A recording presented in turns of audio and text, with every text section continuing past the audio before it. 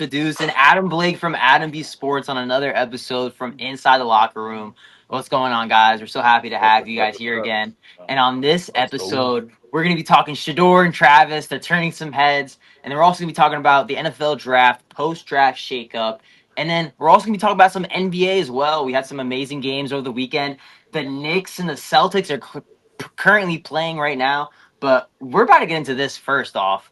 This morning, the Dallas Cowboys traded for former Steelers wide receiver George Pickens. Deuce, I want to know what you want. What was your first reaction? CD finally getting some help. They're not gonna double team him as much anymore. I mean, I know you're happy about this, man. Yeah, so yeah, like really ever since Cooper left and Gallup left, I haven't felt the presence of a strong wide receiver too, y'all know. And this offseason, it was really like the talks were ramping up like, hey, like Pickens is like available, ever since that DK trade. But me being me, I was like, okay, I don't think, and I'm not scared to admit this. I was like, I don't think Jerry gonna pull the trigger, get trade for Pickens. And then when the draft came by, and we heard the talks of the Pickens trade that fell through and didn't go through. I kind of was like, okay, maybe Jerry actually was working towards it. Now, all of this time in the back of my head, like I said, we had Cooper and Keenan Allen on the board, also as possible free agents. So I had that in the back of my head too, but I wasn't like too certain that we would get them after the draft. Yeah. But during the draft, when the draft went by, we didn't get no wide receiver too. And like I told you, I've said it multiple times, I was disappointed. I think Golden, McMillan were right there. But waking up this morning and seeing that Jerry Jones finally pulled the trigger and got George Pickens probably made me the most happiest man alive. You give Dak another extra weapon. Pickens is very good deep. He's a good deep route runner. He reminds me of Des Bryant. He reminds me of Des Bryant. He got the same type. I like that comp. Yeah, I like that. Like the same type of mentality, physicality, and all of that. So I think now that he got George Pickens, I think I kind of see what he was doing in the draft. Tackle all the needs, and he's gonna go get a wide receiver too after. So I kind of think, and that kind of now makes the whole offseason grade for the Cowboys, for me, at least an AA plus. Because Jerry knew what he was doing. He just did it weirdly. Like the way he did it was just kind of weird to me. But he got what he needed. Cloak and dagger. Yeah, he got all the pieces he needed. He got the depth he needed, and I'm all for it. Now, like I say, later we can get into our season predictions, but right now I just want to ride high that we got our wide receiver too. I think this is good for the Cowboys franchise, and I think if he does well again, he can get back over 1K because he was only 100 yards off last year. The timing of this trade kind of surprised you in terms of quote unquote how late it was, considering if it was after the draft? I mean, we've been hearing about this George Pickens to Dallas stuff for a while. So, I mean, what do you think about that? I think kind of piggybacking off of what Deuce said. I think it was honestly the perfect timing because you hit all your needs in the draft, and then people are like, okay, but like you needed a wide receiver, and now you got it. And to me, looking at the trade details, it's a bargain too. You're just giving up a third next year, and then I believe it's a late round pick swap the year after that. So you're just giving up, you're swapping a 5 for a 7. So just looking at the trade details, and you're only paying George Pickens about $3.5 million this year. So from that standpoint, with Dallas not having a huge cap room, it makes a lot of sense. And now you're gonna get a hungry George Pickens who's looking for that big contract next year. So I mean, if it doesn't work out, you only gave up a third and like a late round pick swap. Yeah, and he's already said that he's gonna come out and really try to prove like that he's that wide receiver, so he can get back on the top of the market. And that's we don't want to hear that right now, but when he has something that he wants to prove to the fans, so I'm all for it. Just if Jerry can make sure we resign him long term, pair him up with CD, I would love it. Yeah, that was kind of.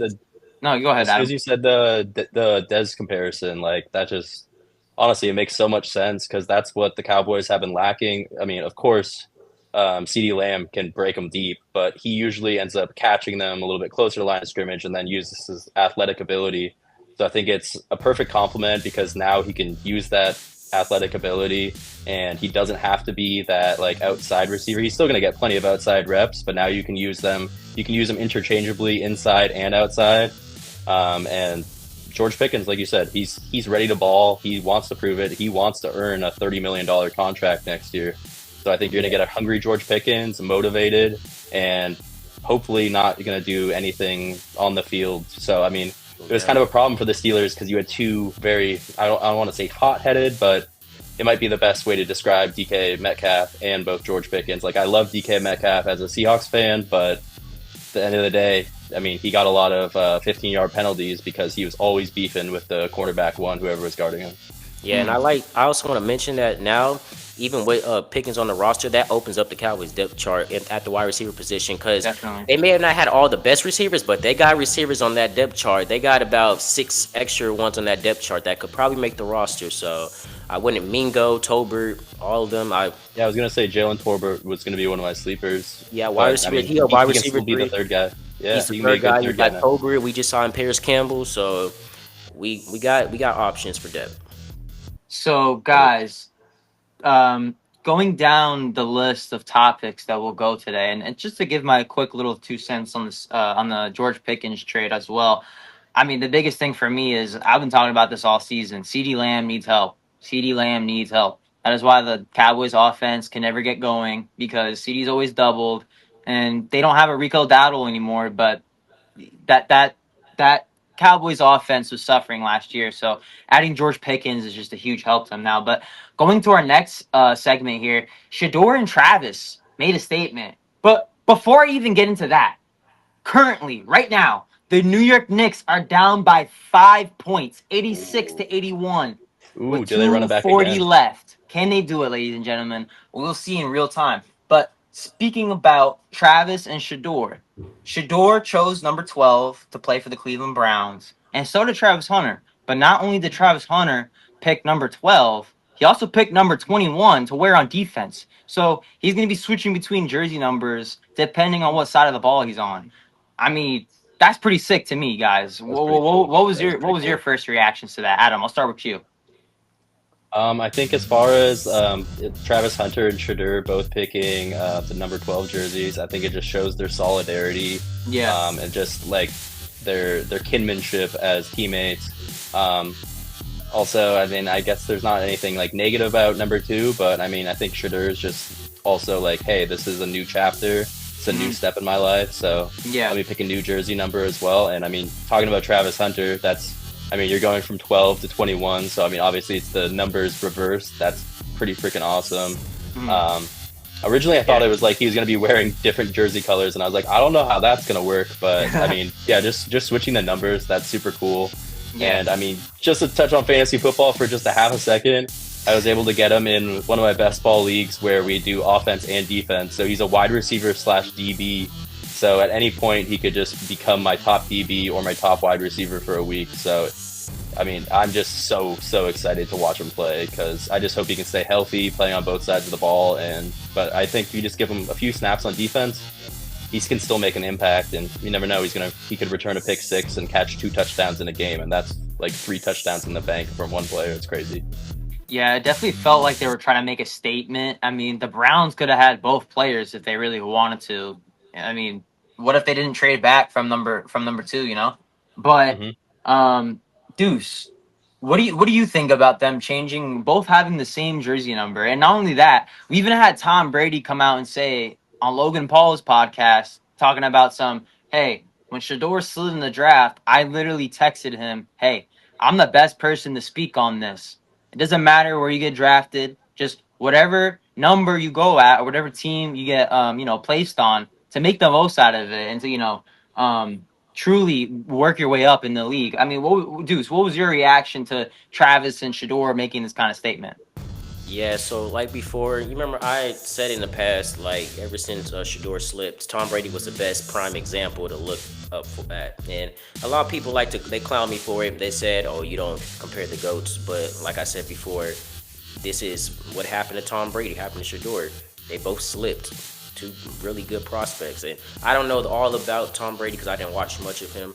Yeah. But I know for Shador, a really good prospect that fell. So I really like the mentorship when Tom Brady's saying like, "Hey, like you can talk to me about it. I'm the best person to talk to." And I like the fact that he's wearing 12 because maybe he's looking up to Tom Brady. I want to get to Yeah. that. We have the same Yeah, story. We yeah. have the same story. So I want to get to that. And a lot of Mhm. people, like I said, they wanted to call me crazy because I said it, but the truth is right there. Shador, he wants to follow in the footsteps of Tom Brady, and Tom Brady is going to be a good mentor to him, and I like it about Yeah. Travis Hunter and Shador both wearing the same jersey. All right, it shows that they're like even though we're not on the same team no more, we're still tied together. We played the same, we got the same jersey, everything. We're still connected somehow. Those are all, like I say, they're more than teammates. They're brothers at the end of the day. Yeah, So like I don't think anybody is saying that Shador is going to become Tom Brady all of a yeah, sudden just because of nobody's number saying he's gonna 12. be I mean, Tom Brady, but Shador literally came out and said, "Hey, don't compare me to no other quarterbacks because I'm about to have my own career. I'm about to have my own yeah, legacy." Like he doesn't even like comps. So seeing Shador work 3 times a day, I mean, probably more than that even, probably I'm guessing. But at least I've been peeping, bro. Shador, he works out in the mornings, in the afternoon, and at night. yeah, He and works nobody, he works for nobody, breakfast, like I, lunch, and dinner. like you So said, he's putting in the work. So all we're like trying you to say said, is that he puts in that work. Maybe he can get to where he wants to be, and we hope he can do yeah. that. And I'm like you said, nobody's saying that he's gonna be like Tom Brady or but I He's think gonna be Shador his wants own to have player. like Yeah, he wants to have the same success story. Like he's gonna put in the work and he's gonna take Tom Brady's advice to get to where he needs to be. hmm Now, like I said, I don't know about maybe if he chose number 12 just like because he looks up to him. People got different motivations and reasons. He don't want yeah. to be compared to Tom Brady. Look, nobody gonna compare you to Tom Brady. Your career, I'm not at least. But I like the fact that he's gonna put in the work ethic and actually use Brady as a mentor, like how Mhm. Patrick Mahomes is a mentor to Dylan Raiola in college. So I just like that. But about the Travis Hunter and him wearing both jerseys. I like it, but at the same time, I just really don't know how factual it is yet because you hmm got some people saying it's Yeah, not fully true, that's and you fair. got some people Yeah. saying it's true. So I don't want to give. I'll give my 2 cents in on this. If it is true, I love to see it. It's just gonna be crazy to see how he does it. Cause switching between drives, taking off padding, that's quick. You got to move fast to do that. Taking off pads and them tight jerseys, that's hard. Can So be one snap sometimes, literally. Just yeah, like so it really just depends on how he does it. Now, if it isn't true and I'm still down for, him coming like, wearing the same jersey and him playing offense and defense. It's not going to change nothing. It's just to yeah, me, I exactly. think it's It's just just the a number. number, It's the player who makes the number recognizable. So, hundred I percent. definitely. And My fault, Adam. Go oh, ahead. no, and like I know you said Schroeder doesn't like player comps, but like I've compared him to Brock Purdy at the end of the day, like both with their precision accuracy and athletically, they're very similar and comparable players. And we know Brock Purdy was Mr. Irrelevant, and what's he about to do? He might just sign the next $50 million contract. And a fifth round draft pick, it's not quite a seventh round draft pick. But they're perfect comparisons going back to Brock Purdy and Shadur Sanders, and I think it's a blessing in disguise, like a lot of things are in life, that he was a fifth round draft pick. He's gonna have to work for it. And I think Joe Flacco is gonna be the starter, and I think that's a good thing. And he's gonna learn a lot from him, and then when the time comes, I think he's gonna be ready if he keeps putting in the work. And I think one of the best signs also was he showed up to Cleveland very, very early. Like the next day of the Facts. draft, where was he? He was walking through a crowd in Cleveland, meeting and greeting Nick's at another stop. a local Keep spot. going. Nice, nice. To get into our next segment, we're gonna go back to football here. Some NFL power rankings. I'll give my first top 3 teams first. Like I said, I love what the Ravens did in the draft by grabbing Mike Green and Malachi Starks. I will say that until I'm blue in the face. So I Mhm. have them as a top Agreed. 3 team. So another team I have is possibly the Eagles again. I mean, they're reigning Super Bowl champs. Their team is just built to win. Howie Roseman he assembled our roster for years. So I'm still having the Eagles up there. And for my third team, this might be a little bit of a shocker, but I think the Packers are honestly 2 games, maybe, yeah, honestly 2 games away from the Super Bowl because you saw the Packers last year against the Eagles. Sure, it wasn't as close of a game of what the scoreboard indicated, but Jordan Love and Josh Jacobs, I believe, you know, those are some good pieces to have on offense already. But when you add a Matthew Golden and you still have a Dobbs and the receiving core that they have already, I just like what that Packers did off season, and I think Jordan Love is just going to cook next year. Deuce, who do you have as your top 3 NFL teams? so I'm gonna keep the Eagles. As much as I hate to say it, they picks that got even they somehow, like we say, they somehow end up getting these good players. The Eagles are still gonna ride high. As a Cowboys fan, I hate to say this, but there will be a top 3 team. The Ravens, you can most definitely see them sneak in the top 3. maybe top. I know top five for sure, but top three. That's where where I'm a little bit still deciding. But the way they killed the draft and this offseason, well, not really this offseason, but I give more of the draft credit. Mhm. Getting those two key pieces in the first and second round, I think you could see their defense really be a strong force that puts them in the the top three. Now, a team that I say is a sleeper, but not too much, is I low key think the Seahawks. And Yes, let's go. I think somehow I just get like the Viking. I get like how Minnesota was last year. They were a really good team, but just and I'm not saying y'all are necessarily going to fold in the playoffs, but Minnesota, their issues, they folded near the end of the season. But Hmm. I think the Seahawks can low key be a sleeper team. They got all the right pieces, all the key depth. All the defense is young. They look scary. It's just it's only a matter of time to see how they perform on the field. But for sure, I think my top three right now would be Eagles. I want to say Chiefs. I hate to say, but the Chiefs are going to be Hmm. back up there again. Yeah, they will. And I you can slide the Ravens to that third spot. Those will be my top three teams: Eagles, Chiefs, Ravens. Okay. But Yeah, Yeah, I gotta I, think. Adam, let me what you add, Oh, go think ahead. about the? I'll add something in this real quick. I think most teams are going to see major improvements though in their record. Hmm. So Definitely, let me just throw that out there. But those will be my top three teams. Oh, for definitely. I sure. mean, Adam, well, who would you have as your top three NFL teams and possibly a Um, sleeper? yeah, for my okay. So number one, I'm still putting the Eagles. I saw someone say that their like peak was 17-0. I don't buy that. I don't think that anyone's going undefeated this season, but maybe for a peak. But I think they got the steal of the draft, getting Jahad Campbell at like the very end of the first round at pick 31. To me, he's the best off-ball linebacker, but people don't realize how good of a pass rusher he is, and he's very good in coverage too. So he can do a little bit of everything. So they and with I even heard the idea of Nakobe Dean might get released because of his contract, Hmm. and he might not be ready right away. So if that happens, then he's instantly a starter alongside the reigning defensive player of the year, Zach Bond.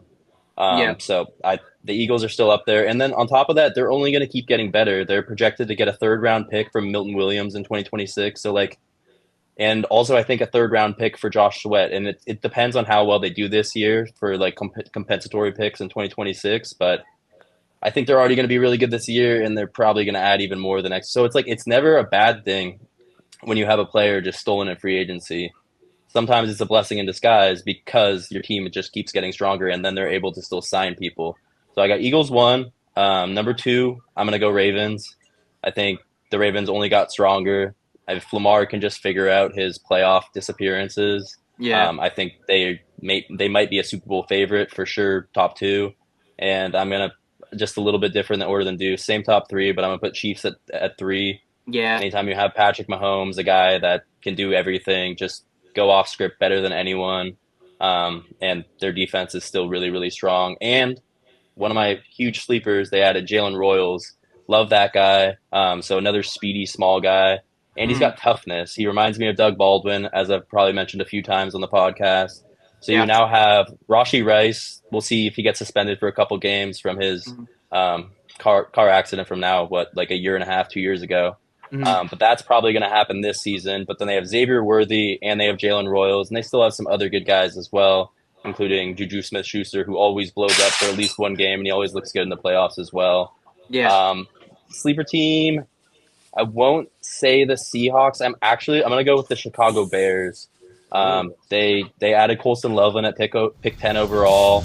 They already had a really strong wide receiver core, and then they were able to get Luther Burden in round two early, who I had as a top 25 guy, definitely a first round guy. So I think people always hate on the Bears, especially Packers fans when we were just at the draft. And the Packers could surprise too. I think either one of those teams is a great sleeper team.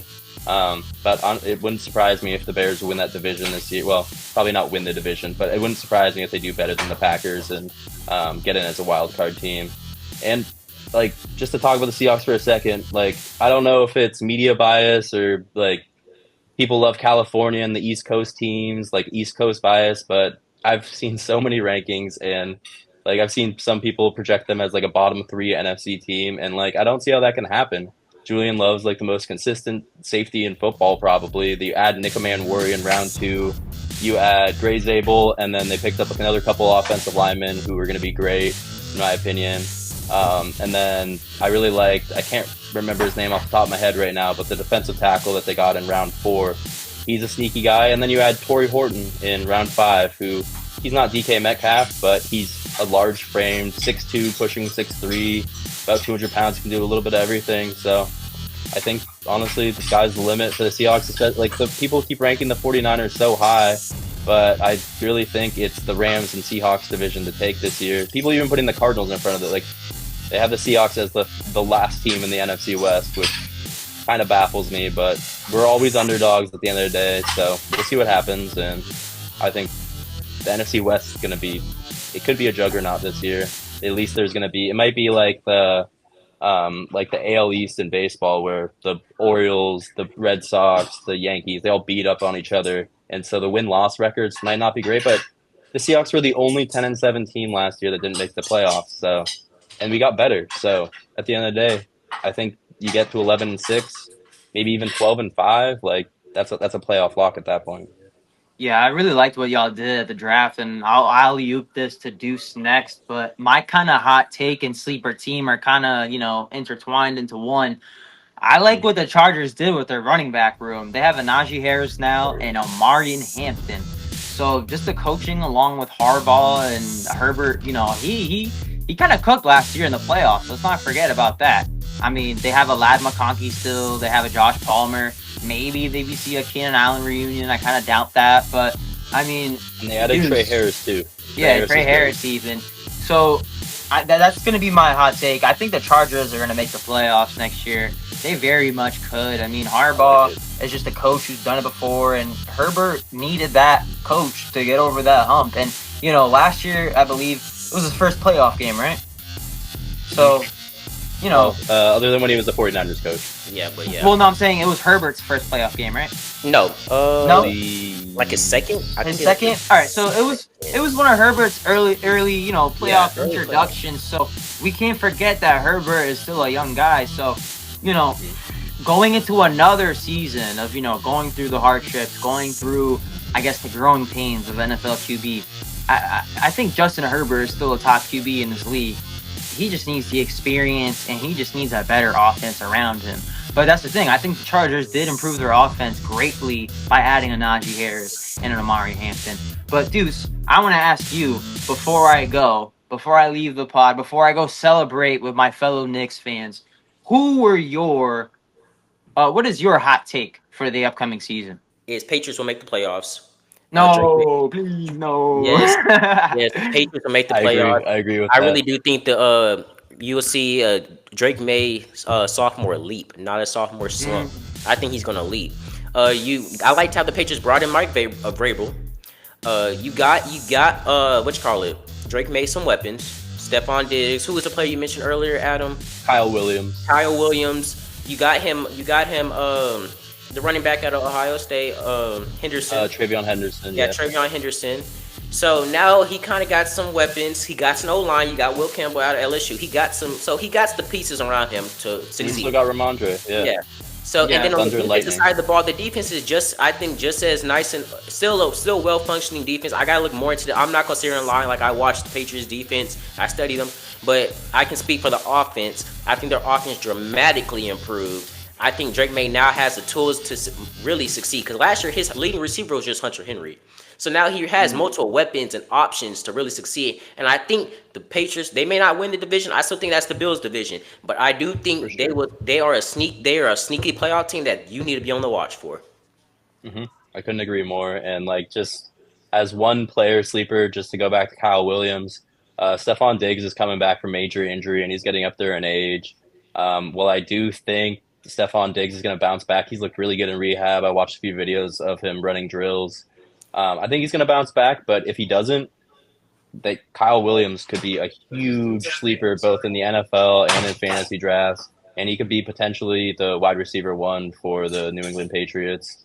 And he's been very, very productive for Wazoo for years now. Washington State University. I say Wazoo offhandedly, but yeah, Washington State University. You better watch out for Rosary Thomas, though. He's going to lock that boy up from my Jets. But anyways, guys, we want to get into our mid-show break. Adam and Deuce are going to be talking about some Houston Rockets, the the Warriors, and the Minnesota Timberwolves. So still stay tuned for that. You're listening to Inside the Locker Room on Spotify, Apple, and YouTube. Like, follow, and share, guys. We can't thank you enough for all the love and support you guys have been showing already. And let your squad know that is game time every week. I'll catch you guys on the next one. B-Rod signing out. All Cool. right, so just me and Adam here, back with after our little mid-show break, and we're talking about the NBA playoffs. It's recently been heating up. Me and Adam's Lakers both just got eliminated, sadly by Anthony Edwards. But this is where we go into the next topic: Timberwolves Warriors. Who do you think wins? Do you think this is Ant-Man's conference now, or do you think he still has to wait his time, Adam? I probably would have said maybe it's Ant-Man's conference, but at game one was kind of a red flag. He shot 1 of 8 in the first half, and he only had 1 point. So that means he wasn't getting the line. I won't claim that I watched the entire game through and through, but Draymond Green, he's that defensive presence. Yep, So agreed. they were clearly locking him up, and the Warriors have a lot of sneaky good defensive players and just a lot of gamers, I'll say. I think the one problem is going to be Steph Curry is now supposed to be out for a week. So that's going to be, I think, game 2, and game 3, maybe not game 4. So that's probably going to let the Timberwolves back in the series. And if I'm sure Anthony Edwards is ready and very, very hungry to show that was just one game. And he did have a good second half, but he didn't quite look the same as he usually does. So, I mean, if they can win game 2 and game 3 while Curry's out, then it kind of flips the series, and it's going to get really interesting. I think it's going to go to game 7. I do have the Warriors winning in game 7, but I think it's going to be really, really close.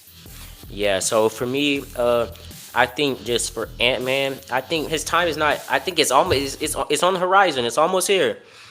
But I think what he needs to do in order for me to say this is Ant-Man's conference, he got to win the West. He has to beat the Warriors. He has to beat the Thunder or the Nuggets. So for me to really say that's Ant-Man's conference, it's just not yet. I think his time is coming though. And I think this series is going to really test him because the Warriors have always been a sneaky good playoff team, like a really good sneaky playoff team. And I think even without Curry, they still have the pieces of what it takes to win. Now, yeah, Houston took them to game 7 like last series.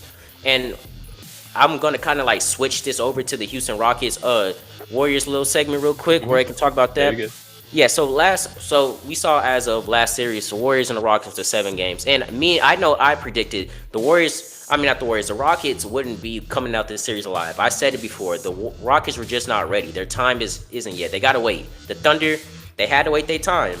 I think the Rockets had to wait their time. But that comes with the question, Jalen Green, can y'all really rely on him in the playoffs? And this is my question, Houston fans. Can y'all rely on him in the playoffs if he's putting up sneakers every game beside one game? That's my question. So, and what do y'all do about the offseason? Do y'all get rid of him, or do y'all keep really like give him one more year to really prove himself?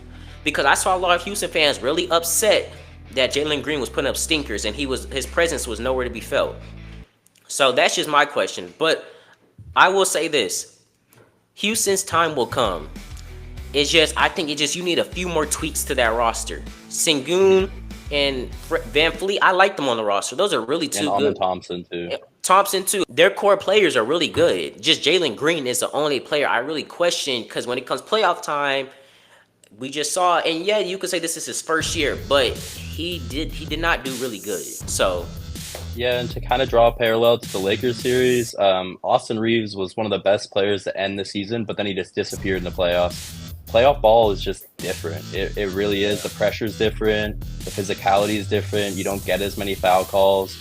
And Austin Reeves got locked up, and that's been Jalen Green's kind of flaw that people draw to. He's always been like a big game shooter. He will have huge productive games, but he kind of, especially before this year, he would disappear. He had a great regular season, so I think, myself included, I thought it wouldn't be a problem, but the fact that he's not putting up the numbers that he should be putting up, yeah, that's a little bit of a red flag, and you do need that like scoring presence because Thompson, he's a great defender. The Rockets, I think, even were able to make it go 7 because of their great defensive ability and their young spark as Not well. to mention they almost came back down 3-1. So I really don't. Exactly. I don't want to take away. I think their time is just hasn't came yet.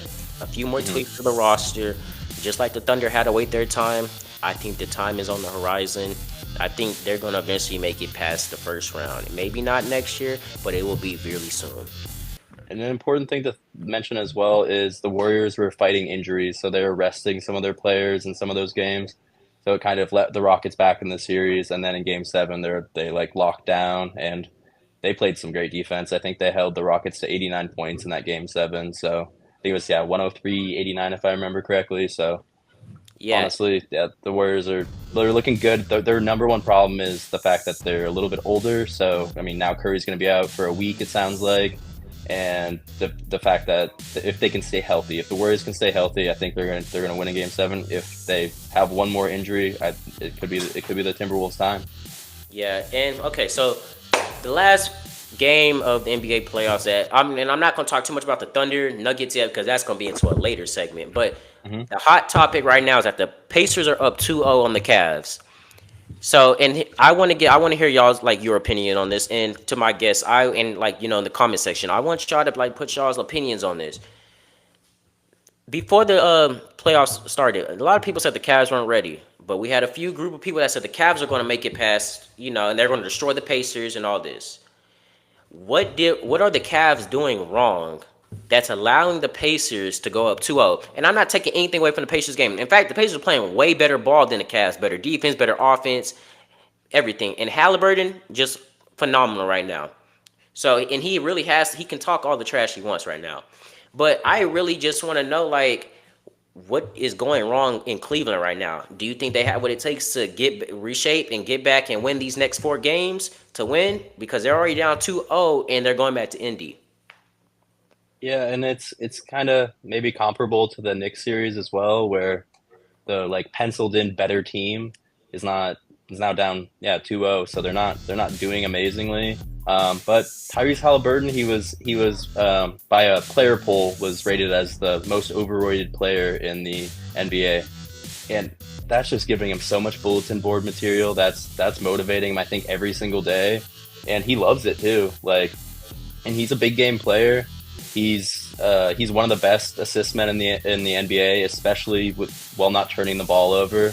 And yeah, he hit a clutch three to win Game 2, I believe. Clutch rebound, So clutch three. So yeah, and he does everything. Like, he doesn't get many triple doubles, but he's a very selfless player. He's not someone that like goes for them either. So I mean, he's a guy that can get you 20 points, 5 rebounds, and like 14 assists any given day. And if he gets hot behind the 3-point line, that's when the Pacers are really, really dangerous. So I won't say the series is over yet, but for sure, I mean, obviously they can't take both games, but I think maybe they can even win by Game 5. But I'd say, if I'm going to make a prediction, I'd say Pacers in Game 6. yeah, so here my closing remarks on this basketball little segment that we just had is you're down 2-0. And if I was the Celtics, I'd be scared right now because the Knicks really they came back like down 20 like twice already. Hmm. Celtics, I'd be scared, but these other teams that are still in the playoffs, I think the Pacers, I think the Cavs have a really good chance to come back. They just Donovan Mitchell, and you could also give the excuse that Cavs had some of their players out last game. You can give that excuse, but I think the Cavs still has what it takes to still put up a good series and even out the series. But I do think the Pacers may take it in 6 or 7. Now, the Warriors and Timberwolves, I think the Warriors are going to take this one. I think the Warriors are just a more ball ready, playoff ready team. I think Curry even though he's hurt right now, I think Curry and Draymond, they still have that playoff leadership and veteran experience that they Hmm. show to these other guys. So to close this out, tune in, we're on YouTube, Instagram, TikTok, all that stuff. Tune in to the next episode we record every Tuesdays. Episodes we posted every Tuesdays and Wednesdays. Make sure to follow, like, subscribe, and comment. Share this to all y'all's friends. And next podcast y'all don't want to miss. We'll be talking about the NFL schedule release, giving our team predictions, and all of that. It'll be fun. This is from Inside the Locker Room. This is Deuce signing out, and nice to see y'all later. And Adam. Adam Blake from Adam B Sports signing out, and you're We'll wondering see about y'all the later. shirt, I'm in beautiful Belize right now, and hey, I just learned my internet connection works well enough, so you're gonna see a lot more of this in these next couple days. So we'll see y'all later. Y'all tune out. Have a good night.